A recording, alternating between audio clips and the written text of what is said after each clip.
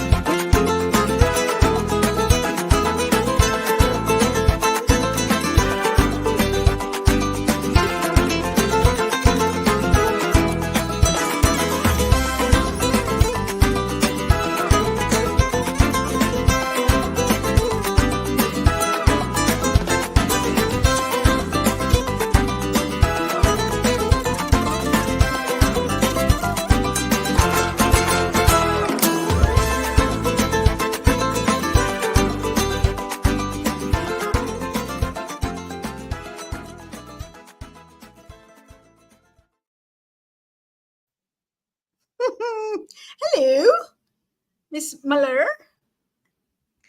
Hello, Miss Shani. Welcome Yeah. back to the show. So good to Oh, have you. I know you've flown far, far away and finally got back. yeah. Welcome back, PD. Ayo, have been back for a month now. And yeah, I'm this episode is giving me a bit of a stress because That's yeah, it's on one hand, excitement and giddiness, and on the other hand, it's like, oh my goodness, I hope what we're going to share has value for people who are tuning in or listening in and viewing. So yeah, it's one of those things that have your heart going tup, tup, tup, tup, tup, tup, tup. But okay lah.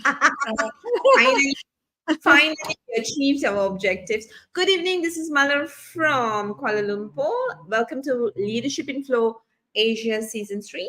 For those who are just joining us today, this is Season 3, and we love to introduce what we call quiet leaders in this part of the world. And today, our quiet leader, rather, we're going to talk to Shamini, who's just returned from ATD Mm. 2024, to basically squeeze her brain and say what was actually her nuggets and what she got back from ATD. Now, what I Mm. remember is this. Firstly, Shamini went to the US without taking me, but we'll talk about it later, even though I'm disappointed, but never mind. But most importantly, the most painful thing to listen to her excitement when she got back is she met Venus Williams. I, I And didn't meet with no, Venus you are in Williams. the same room. So in the same space, in the same area, yes. About maybe 10 rows behind, but yeah. Enough, enough.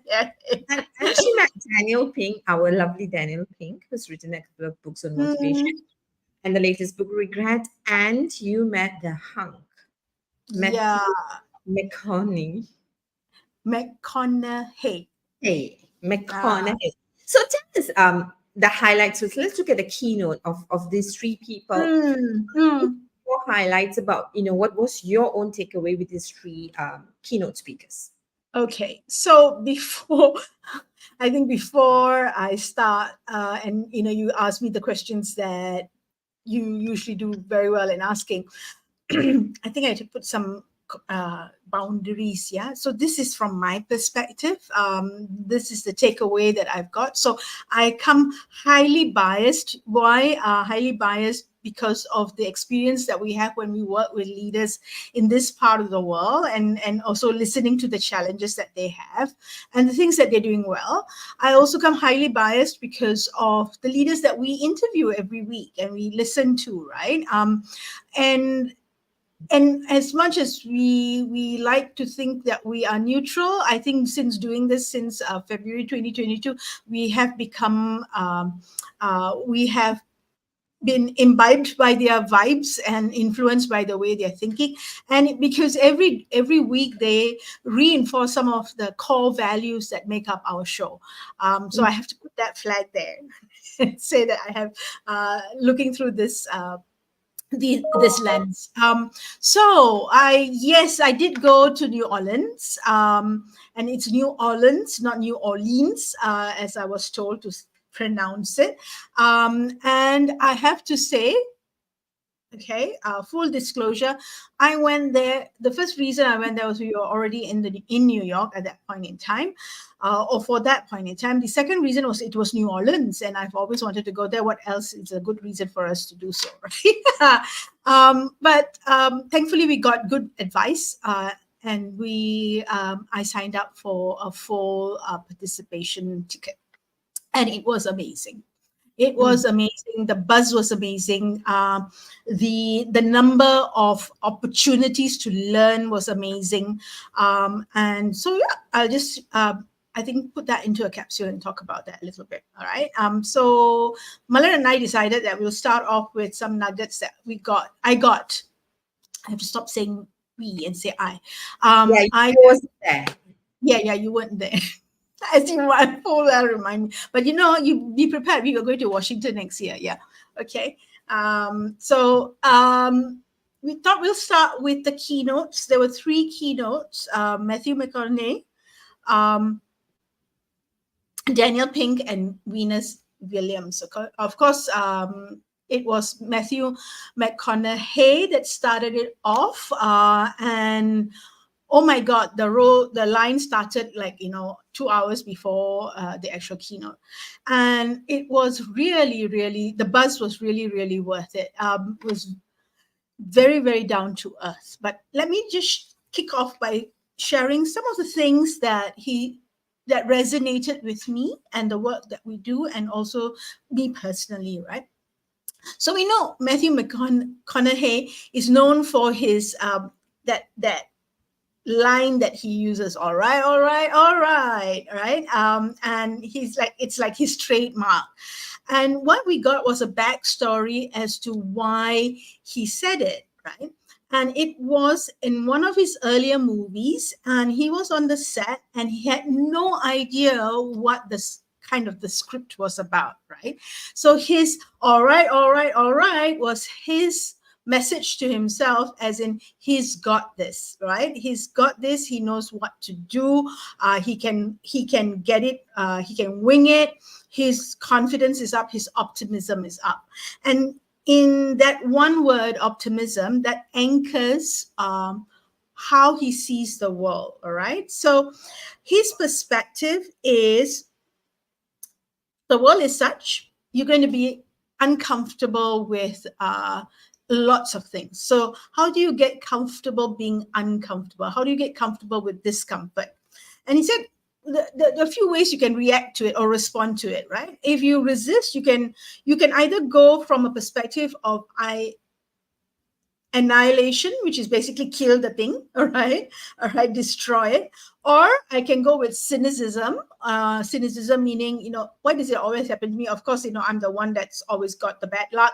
Everybody else has the good luck. Or I can go at it using the lens of optimism. And to him, optimism is an essential ingredient in life. And he imbibed it. He was really, really natural about sharing his strengths, his weaknesses, where he has failed royally as well. So for him, one very strong away from is embarrassing situations. Okay, so he said, what's an embarrassing situation? An embarrassing situation is where when he's not prepared. So one of the things he said is that if I'm not nervous, I get a little bit nervous. All right. And I related to that because that's kind of how I feel. And also something that I talk about when I work with leaders in their presence, right?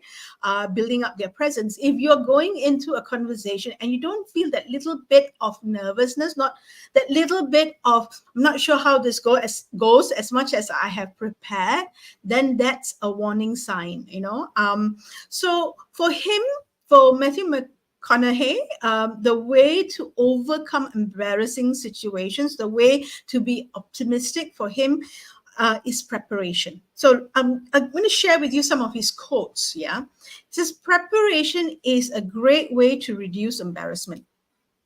Preparation is the tool to help with the playbook of life. Preparation helps you to connect the dots. Right? And he says the preparation is the baseline for science before creation. And I love this because this is something that I used to talk about I used to hold fundamentals before creativity. You need to understand the fundamentals before you can get creative with what you're doing, right? And I thought he brought it in such a interesting way. I'm going to pause here. Anything you want to clarify? Anything you want to deep dive in? Yeah, the one thing that I was very curious about, why Mm. bring an actor? I don't Why know. bring an act? I mean, we have got so many great speakers in the learning space, right? Mm. Mm. And I thought that's really interesting. Why bring an actor Mm. to the learning space? And what was the message? What do you think it was all about? I think if I were to hazard a guess, right? One is definitely his book, Green Lights. Mm, It's become a bestseller, and it's about his journey in developing himself, growth, right? right. The wisdom that he has taken from his mom, the experiences that he had, the people that he worked with, the directors, or in the space that he's been in, that the leaders, right, that he has worked with, where he has thrived and flourished, and where he has failed, um, and how he he basically keeps on going. He just not he just moves, but it's growth at all times for him. It's never something that is stagnant. I've aced it. I've nailed it. It's always, how do I look at it from the next thing. So he said for him, the three things that's core for him is something to look up to. So there's a higher being, a place of humility and power that you bow down to, right? That could be spiritual, that could be religious. It's something to look forward to. To him, he says that's the best definition of happiness. There's something to look forward to, and there's something to chase, which is connected to the second one, looking forward to, right? So he said it's like you're in a perpetual honeymoon. You're never there yet. You're never at the destination. It's always getting to the destination. So it's a journey, and and just from what he shared while he was in the hour with us, it's how he looks at that journey. It's always preparation, because he wants to avoid those embarrassing situations, and that preparation ultimately developed in him the confidence to say to directors, I'm easy to direct, just don't tell me what to do. Ah, Right. So he said, how many of us have that confidence to say that? And why have we not had that confidence to say it? Right. I'm easy to lead, just don't tell me what to do. All right. And when a leader, on the other hand, receives this, is to be able to say, validate it and say, yes, you're right. Exactly, Matthew. You're never wrong, but there is more than one way to be right. Just to give another perspective to it and hold on to it, rather than have this high flyer fly kind of high performer, go a little bit crazy.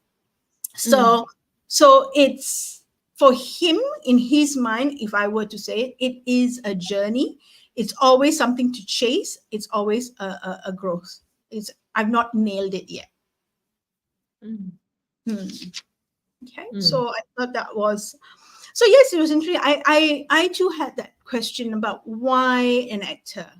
I didn't complain too much about why that particular actor, but Yeah. there was that thought in my head. Okay, so that was the Monday, the first day, official first day of ATD. On day 2, the keynote was Daniel Pink. And Daniel Pink is really, really funny. He's I mean, I'm sure he prepared as much as anyone else who comes to stage, no matter how experienced you are.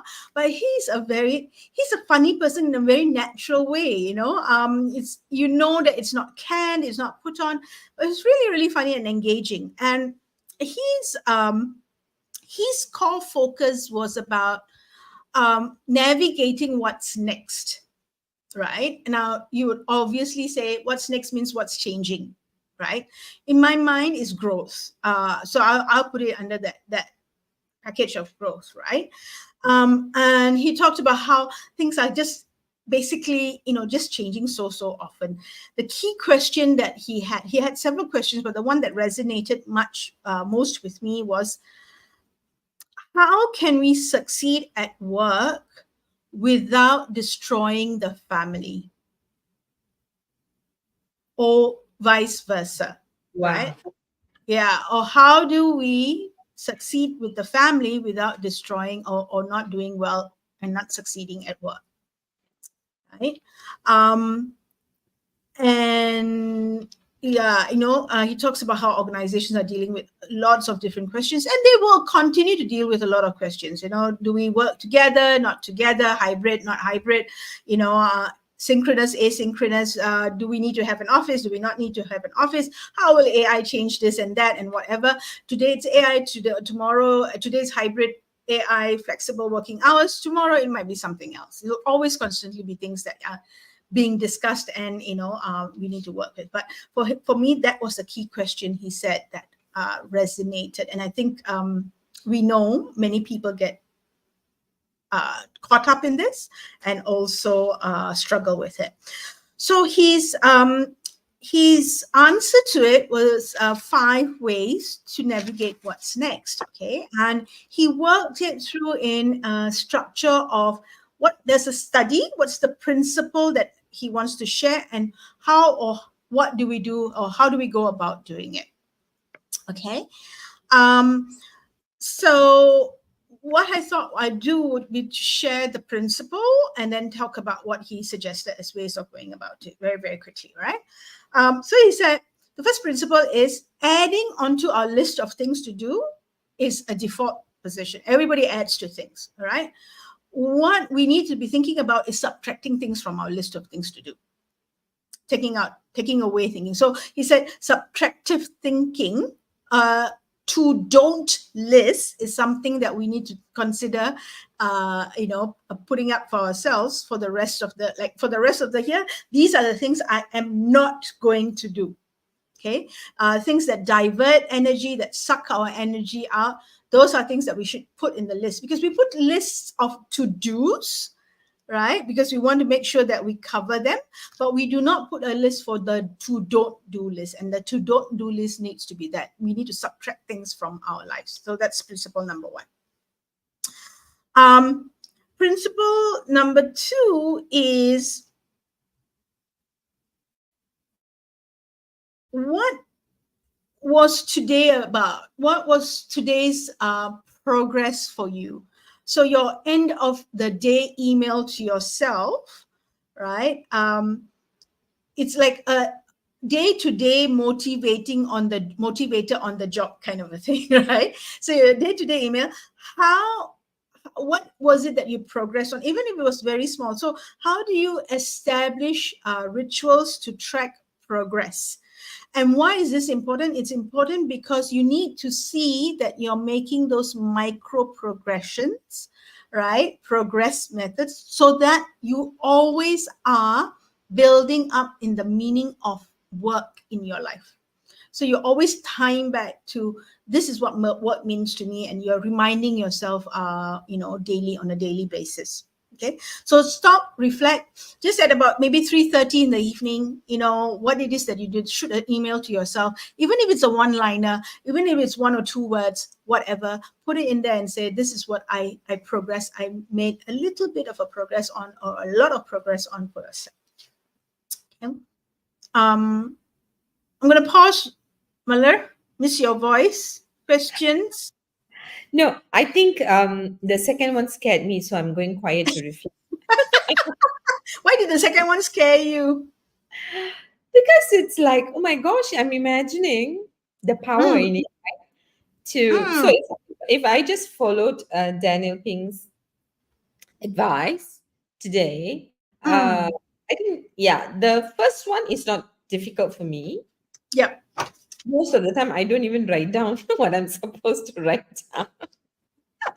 But the second Okay. one, just to think, so I'm just imagining today after we finish the show, if I write down what's the progress I made, that would Mm, be really deeply reflective of where my energy was. And it's mm, almost immediate feedback as mm. to how you're going to shift what you do tomorrow.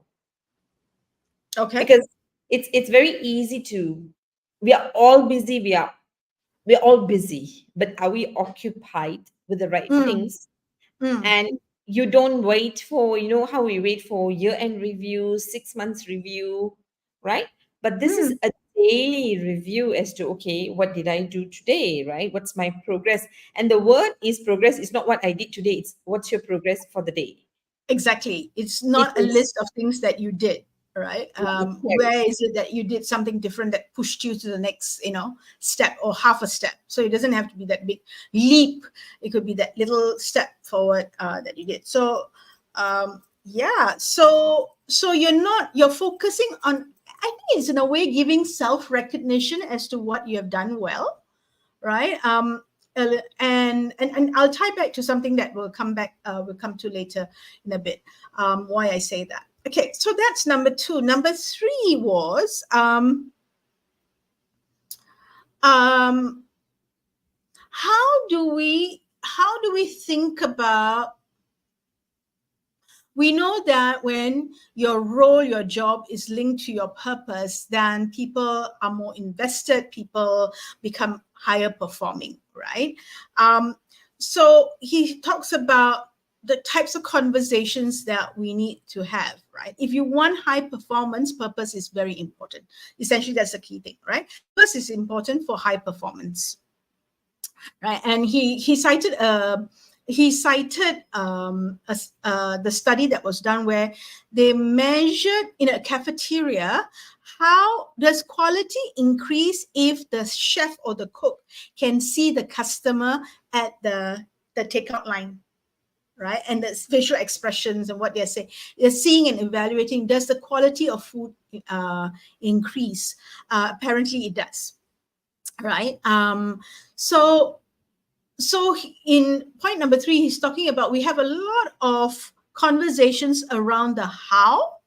Um, we need to shift the conversations to why. So we need to reduce the how conversations by 2.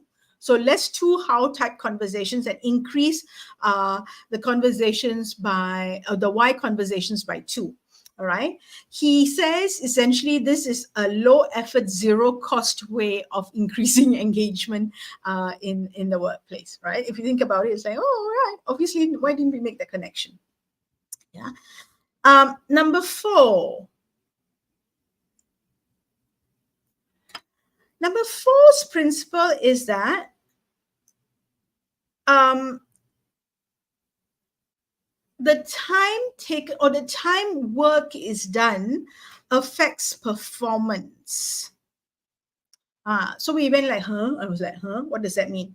And he said, well, it's why breaks are important for performance to go up. Why breaks are important for performance to increase. And breaks are important for performance to increase because what it does is it allows your brain to incubate. And these I'm analyzing in my own words, right? So he's encouraging leaders, individual contributors, organizations to think of breaks as part of performance and not deviations from performance, right? The way we talk about people being on breaks, as in they're skiving, they're not doing their work, they're forever, chatting somewhere and things like that. So we're not talking about forever chatting somewhere, but when you are, yourself, and you kind of like, at this point in time in the day, this is when I kind of have low energy and I'm not the best self at work, to intentionally plonk break as a scheduled item in your schedule. So if I know me, it would be around 2:30 that my brain goes into, like, I am in the dead zone, right? So at 2:30, what he's saying is, create an intentional break. Okay, something is better than nothing, he says. Is the break a moving break or a stationary? So you have to shift state. Essentially, is what we're saying. So what is he talking about? For example, a 15-minute walk with someone you like in the office. Okay, leaving your phone behind, so you are talking and not looking at your phone and talking. Just 15 minutes, and that's it. Okay. And he says that if you do that, imagine, you will see amazing, pick up in terms of performance in the office. Okay. So far, okay? Anything you want to clarify? No, I'm just No? thinking if I take 15 minutes break and my Uh-huh. colleague doesn't, it's not her break time, what to do? Number one. Yeah. Number two, not that we have many colleagues to take breaks with. No, I'm not talking about that. I'm talking about our clients, right? Yeah. Yeah. No, but I think it makes a lot of sense. The breaks make a lot of sense. I think it's basically when you're already tired, Mm, right? It's to recharge, mm, correct. right? And while you're recharging, don't do anything that will discharge your energy, which is your Yes. phone.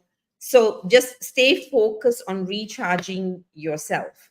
It's Mm, like, trying to plug into what you call it, charge your phone while trying to use it at the same time and wondering why your charge didn't increase, right? or why it's taking so long to recharge. Correct. Yeah. So And that's basically what I'm saying. yeah, I suppose, I mean, it doesn't have to be with another person. It's nice to just talk with another person. But chances are, I think, in the workplace, if I see patterns and I've noticed patterns, you tend to go to the pantry at the same time someone else is going to the pantry. So finding someone to walk with, is chances are you'll probably be able to find that someone to walk with as well. you I know, mean, if that's it, so I'd be very curious to know. So he's talking about breaks or mm, recharge, right? mm, So my understanding, I mean, correct me, is that I think the objective of the break is to recharge. yes, agree. We know when we walk, we get recharged. Mm, yep, When we talk to the right people, that means when we are engaged in a conversation, we mm, are recharged. yes, we are. Right, I'm not sure about the coffee, but and in your house sometimes you take a break and you meet someone at the pantry, you chat about something that's important to you or to me, and Mm, you just come back feeling better, right? Either yep, you've discharged something that was bothering you, or you correct. become encouraged because you were listening to somebody else and you cared for somebody else.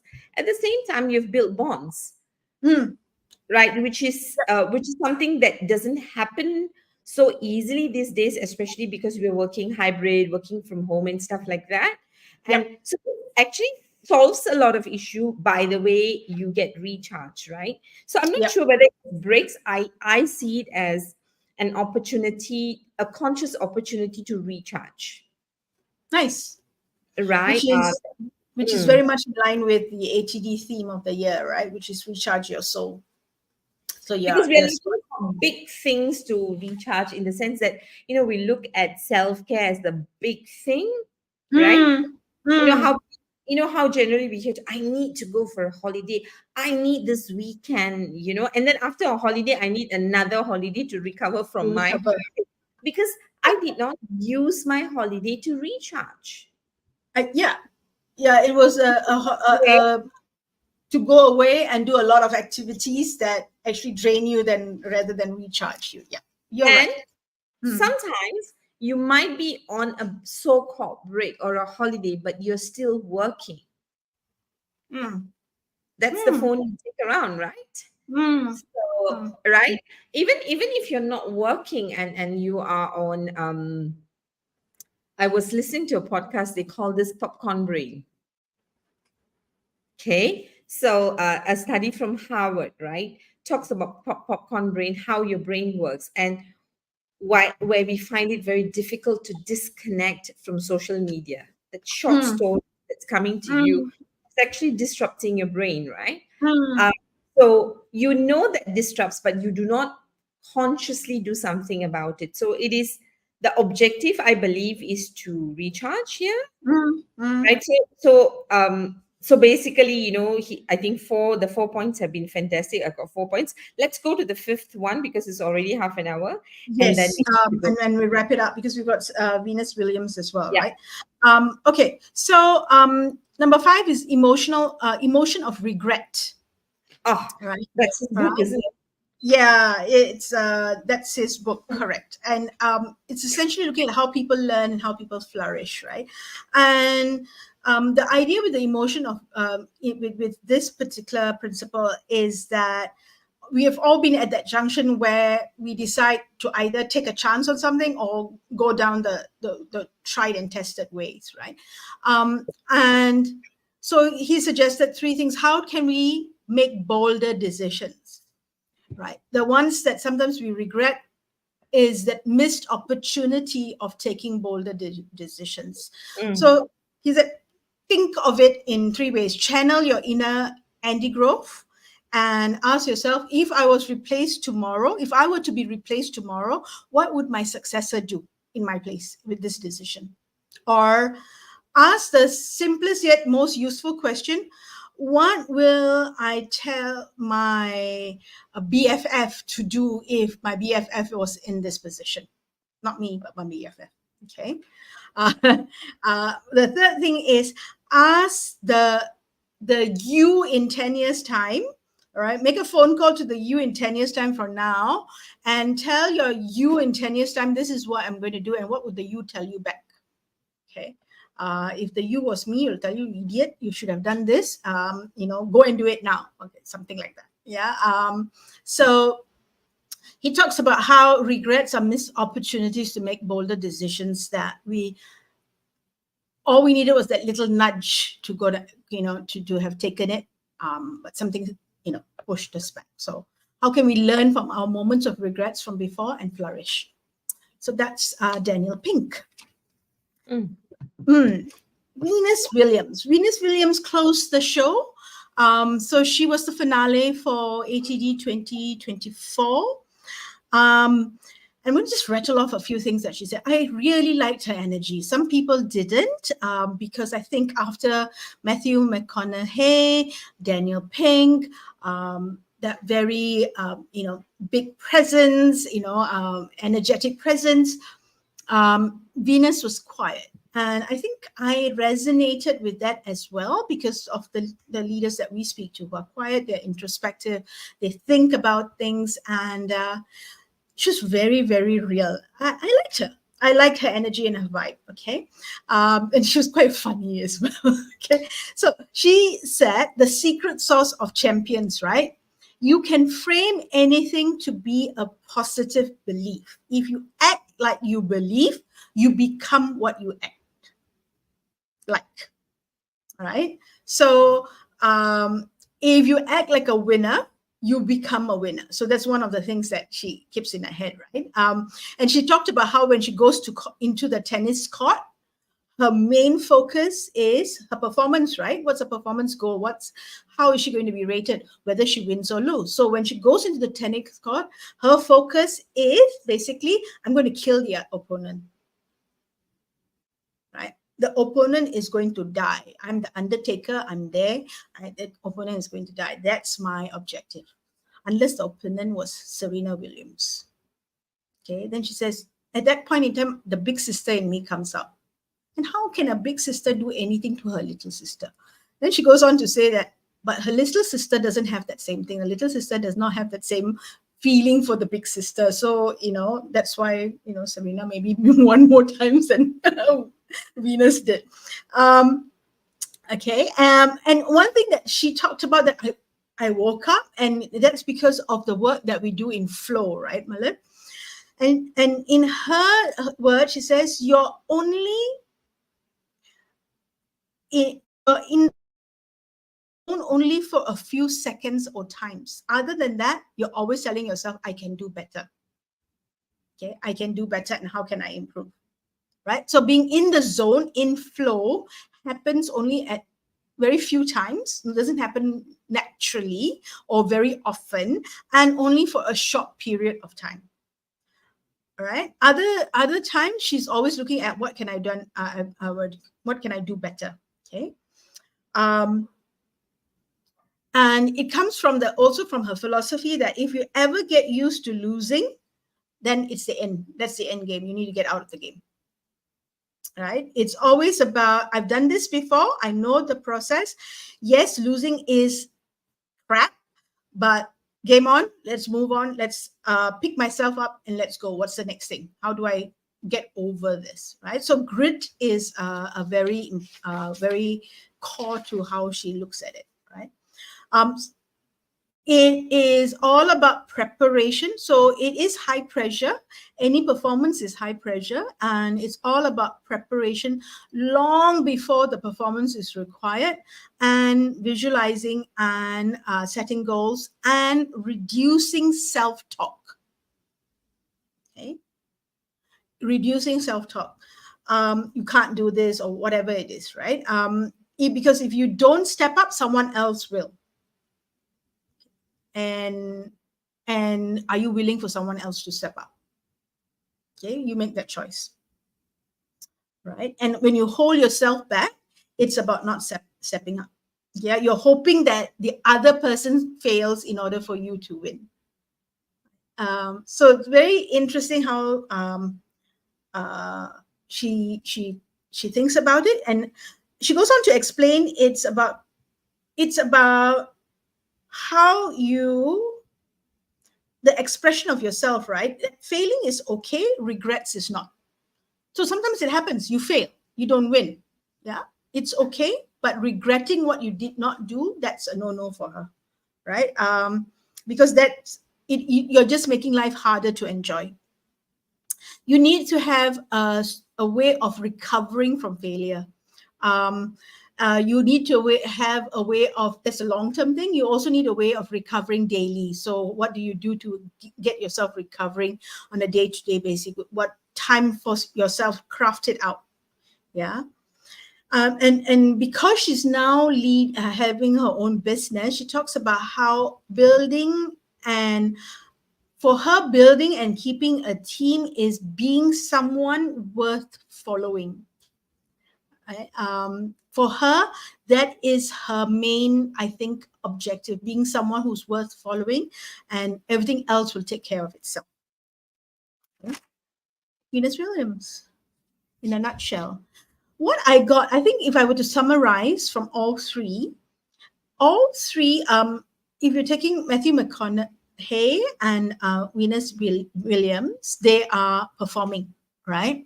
Daniel Pink is researching performers, high performers. And all the things that they talked about in individual keynotes, it's about growth, and it's about self-growth, whether you're a leader or individual contributor. That's how I'm seeing it. And it's about taking ownership of your growth and doing something about it, rather than relying that the system will do something for you. You have to have a way of thinking about it if you want to become a high performer. Yeah. Okay. If I were to put that into a summary, my takeaway. Okay, I'm going to kind of go into the next part. And the next part is themes that came to me in the sessions that I joined, right? Now, as I said, my bias is that the sessions I joined was basically my choice, right? And I chose sessions that resonated with the work that we do, or I'm interested in terms of developing and growing in that space. So there is a natural inclination or bias from it, and therefore the themes are this. Okay, so one big theme in ATD this year obviously was AI. and anything to do with AI. That's a change. But there's also, remember, Muller, you were talking about how when we were discussing this, you said AI is something that people were afraid of. But there's also another part that you talked about. Writing area top resize.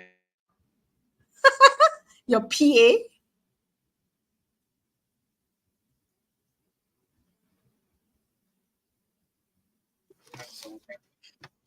Okay. All right. Your PA is doing the trading. Okay. In a voice that I don't understand. Okay. All right. I'm going to mute you. I'm going to mute you, and you just nod, and until you are ready, please unmute and come back. Okay. Continue. Okay. Okay. All right. So AI was something that people were fearful of. That's one thing. But I think that one thing that you would mention that people are also fearful of is about themselves and their growth, right? And things to do with people, conversations to do with people. So for me, the themes that came out of the sessions that I went through, and also sessions that I couldn't because there were clashes, were things around feedback, the asking, receiving, getting of feedback, around networking within your organization to influence, to be able to increase your influence within the organization or within the team, resilience, and conversations around trust and connecting. Connecting with other individuals, so you build bonds and relationships, and all of this, I think, can kind of go into that last thing, that the last little circle that says growth is mine. One of the things that came out in several summaries and conclusions of sessions was this: that your growth as an individual contributor, your growth as a leader is your responsibility as much as it is the responsibility of the leader or the organization.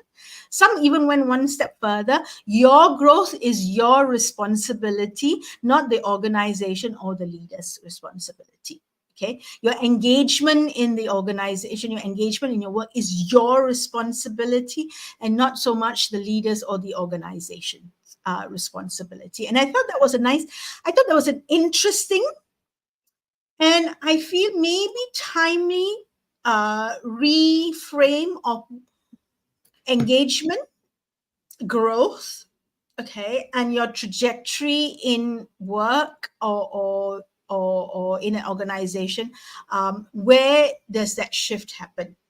Okay, so to me that was interesting. Yeah, so we started. For example, there was a one session that I attended about leaders and leaders who are at a C-suite, and the leaders who are at the C-suite who do really, really well and perform very well are introspective leaders. Okay, leaders who do deep work. Now you can take that and translate that to even the next level down, right? That people who sit back and sit down and think about why did this go wrong, especially when there was failure, generally bounce back, resilience, much better, much stronger, and as better performers than those who say it's one of those things, let's move on and move to the next milestone. Yes, Malar? No, I just muted myself. That's all. Okay. All right. Resilience was also coded as growth. Okay. Let me just make sure I get that, because resilience is seen here in terms of figuring out how do you get from point A to point B and being able to change your plans to reach your goals, right? Which means what? You look at something, whatever it is that you plan for, it's not working. How then do I change the plan? How do I think about it? How do I let go of something? In order to do that, you need to be thinking about, you need to introspect, right? You need to review, rewind, see what's happening. You need to think up. What's think up? Think up is, what are other opportunities? What are other options that I have to consider, right? And then you need to move on, right? Because it's all a matter of, if you're talking about dealing with change, or growing, it's all a matter of how fast you can revise your plan, right? Because your plan is giving you feedback. It's not working the way you want it. So what do I do to revise? Or are you going to say, you know what, my resilience and perseverance is such that I'm going to hold on to this and make sure that it goes down this route, and then it doesn't turn out to be the way that you need to have it, right? So for me, while it's coded as resilience, it's also a growth strategy in terms of how to think about your plan. You have a plan to develop, you have a plan to move up in an organization. Something's not working. What do you do? What do you let go? What do you think up in terms of more options or opportunities? How then do you move on, right? Yeah, and so that's one. Um, any questions, Mala, so far? We've done this too. I'm flipping a bit, Yeah, so I'm notes. sure. Yeah. Okay. So Then what I'm carry on. Ask. so what I'm taking back from this, it seems to be the same thing in different clothes. Correct. Right. So because when you spoke about the keynote speakers, the big umbrella there was growth Mm. Mm. and taking ownership of your growth, right? Mm. Mm. Matthew takes ownership of his growth by preparing, Mm. and Venus takes ownership by acting like a winner, Mm. getting there. Again, it's Mm. preparation, right? Yep. Right. So stepping up your game. So again, it's a different type of preparation. Mm. So Venus is preparing for the game that she probably knows, but she doesn't know how the opponent is going to play. Whereas Mm. Matthew doesn't. He knows what probably the roles that he's going to play, Yep. and he probably prepares so that they don't tell him what to do, so that how he shows up is easy enough maybe for the director producer, right? So Mm. if you see from a leadership perspective, this is really all forward thinking, Yes. thinking Correct. of visionaries, right? So there are so Mm. many positive words that we use, have a vision, be forward thinking, step up. We say all Mm. of this, but these people don't say it, they just do it. Correct. That's Correct. what I saw. So, and Mm. why are you doing this? Because you want to grow faster than you would grow if there were no, if you don't, if you're not your own interference lah. Yes. Or you want to grow faster than you want you want to grow faster than you're growing right now if you're dependent on structures put in place by others. Yeah. Mm. Right. Mm. So you basically are putting in your own structure by saying, okay, what do I want to do next, right? And Yeah. then of course, what Daniel is doing, and my favorite is Daniel, I have to say, is he's giving you the principles, because our struggle now, I think, and this is a real struggle, right? Mm. One of the topmost, if you look at organizations and engagement of employees, I think there are two themes that's coming up: the why, the purpose, the Mm. meaning of my work, Mm. right? Mhm. And work life balance. Mm. So these are two big things. These are two big ask of employees. Mm. So I'm not saying I want to be engaged. I'm saying give me meaning, because I want to be engaged, but I don't know how to connect the dots. Mm. Right. So I'm asking for purpose and meaning. Right. Number two is I want to do my best, but please do not tell me to sacrifice what is my main why I come to work, which is my family. Mm. Yep. Right. And Yep. that's what employees are struggling with, Mm. right? And a lot of the things that the teams that's coming has got to do with this too, Yes. right? However, coming back to and what Daniel Pink has done is that he is telling you, if you want to, you have better use of your time. What do you need to take away? How do you Mm. make sure you're on track and you don't go too far away by checking your progress daily? How Mm. do you re-energize yourself, recharge yourself, on a more regular basis. Don't wait for you to get to a zero. Yep. And he finally also tells you, how to make sure you take all the chances that you deserve in life Mm. by, again, making more bolder decisions, right? Mm. So the ones that you hesitate to take because of the risk that you might regret, can you now maybe, go into forward thinking, have access to the future information, could be Yep. through someone, right? And then come back so that you don't regret it. So it's more of like, if I'm not willing to take a chance, right, Mm. will I regret it? Now, if I think I will regret it, then what would I do differently if I don't want Mm. to regret it? So take the Perfect. chances, Yep. which is then echoed by Venus, right?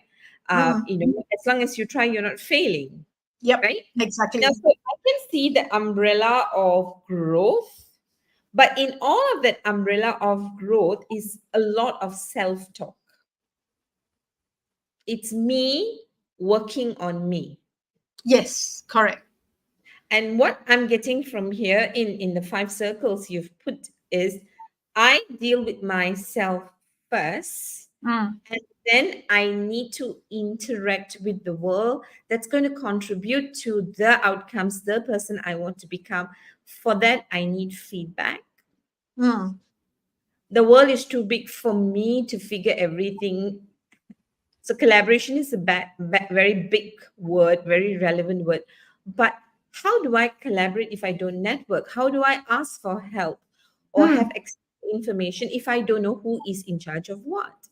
Yep. Or who Right? has the expertise that I need to maybe rely on or lean on to better inform the decisions I'm making, or who can I tap on to influence indirectly, for example. Correct. Correct. Yeah. Right. So Mm. and that's the, I mean, I find that the definition of networking has shifted, Mm. Mm. right? With collaboration shifting, now we are networking to first understand what people do, to understand them as people, which then gives them meaning, Mm. which then, when you seek help, you actually help another person to serve their purpose, right? So that, and then when we talk about resilience, so what's interesting about resilience is that when I am working with external forces, some things are not going to work because they're beyond my control. Correct. How do I then shift the way I think or shift the way I do things? Mm. Because with feedback, with networking, I now can navigate my way in a way I never knew before. Mm. Nice. Yep. As a result, I'm going to connect and I'm going to build trust, right? And when I do all of this, Mm. I'm taking ownership of what I want, the result I want.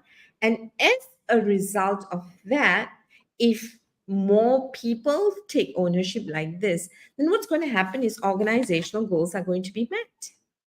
Correct. Exactly. And And yeah, as you and grow the the leader. organization, Sorry. Sorry. Carry on.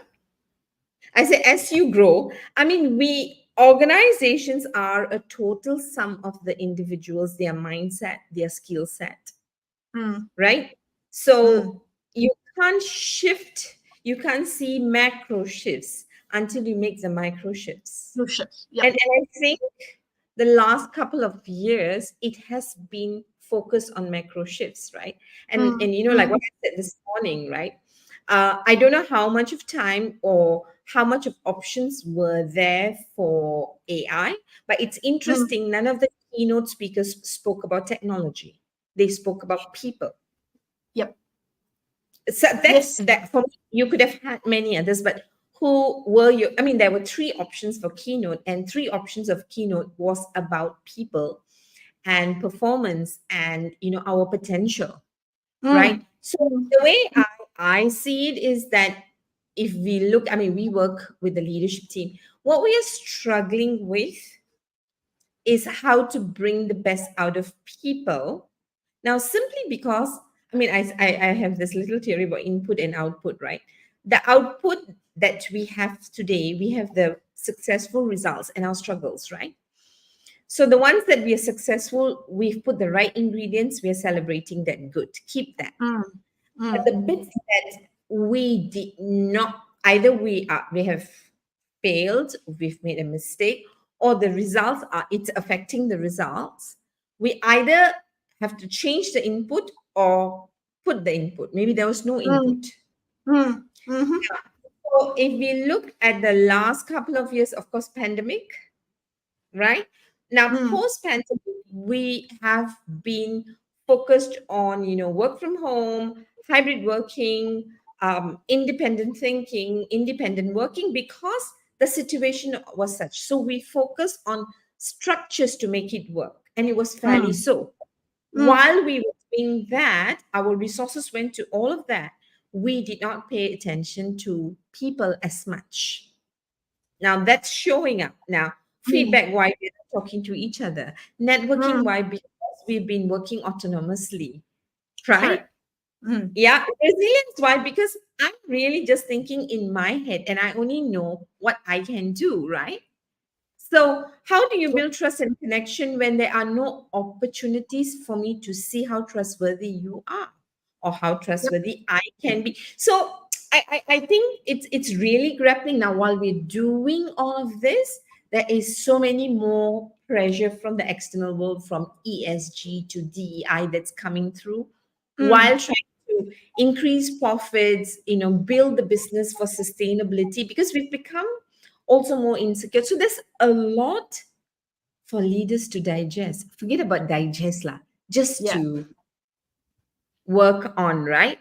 correct. And while you're thinking about all of this, you're totally dependent on your people, and that's exactly what this is all about lah. So I think if you ask me one thing for all of us, to think about and to act upon is that are we putting in enough inputs, quality inputs Mm, about people so that we get the right output for the future that we are mm. looking at, right? And Uh, if I can just add to that point, right? Are we putting quality input to get the best out of people? If I'm going to tie this back into a kind of a circle, the best way, the best starting point, not the best way, the best starting point or a good starting point, according to uh, Folkman of sorry Zenga, right, is feedback. Asking for feedback. So not getting feedback, but going and purposefully asking for feedback on that area of growth that you might want to consider, right?